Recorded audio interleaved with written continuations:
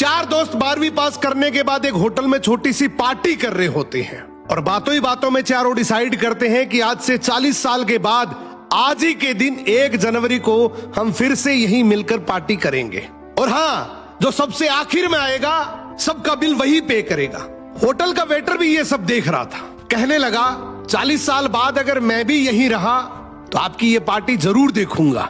ठीक 40 साल बाद पहला दोस्त होटल पहुंचता है तो देखता है वो होटल अब 5 स्टार बन चुका है।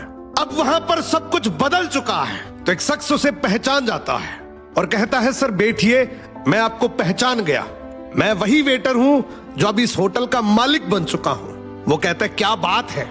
इतने में दूसरा दोस्त आ जाता है।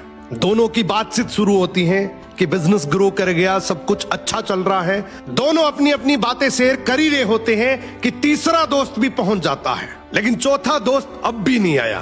तो जो सेठ होता है वो कहता है आप ऑर्डर कीजिए, मेन्यू में खाना वगैरह सेलेक्ट कीजिए, इतने में आपका दोस्त भी आ जाएगा। अब खाना भी लग गया। वेट करते करते काफी देर हो गई। उदास मन से ये तीनों दोस्त डिनर शुरू कर देते हैं। तीनों ने डिनर कर भी लिया, लेकिन चौथा दोस्त अब भी नहीं आया।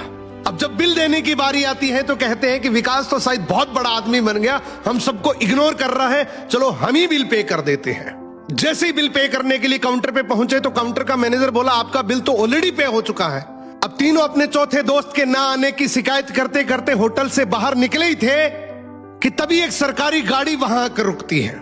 उसमें से एक लड़का उतरता है और तीनों के पैर छूते हुए कहता है मेरे पापा टीचर बन गए थे, मुझे कलेक्टर बनाने के काबिल कर दिया, लेकिन अफसोस मेरे पापा आज से 1 महीने पहले ये दुनिया छोड़कर चले गए। उन्होंने आखिरी वक्त में आपके इस वादे के बारे में मुझे बताया था और कहा था कि जब तीनों पार्टी खत्म कर ले तो उसके बाद तू वहां जाना और पेमेंट वगैरह कर देना। लड़का हाथ जोड़कर बोला मेरे पापा अब इस दुनिया में नहीं रहे, उनका वादा पूरा करने के लिए मैं आया हूं। अब ये तीनों नम आंखों से रियलाइज करते हैं कि हम 40 साल बाद ही क्यों मिले, 40 दिन बाद क्यों नहीं मिले। सपनों से हमेशा मिलते रहिए, इससे पहले कि कोई आपका अपना ये दुनिया छोड़कर चला जाए, क्योंकि आदमी सिर्फ एक पानी का बुलबुला है। अब ये रील टेक करो ऐसे दोस्त को जिससे आप काफी टाइम से नहीं मिले और अब उससे मिलना चाहते हो।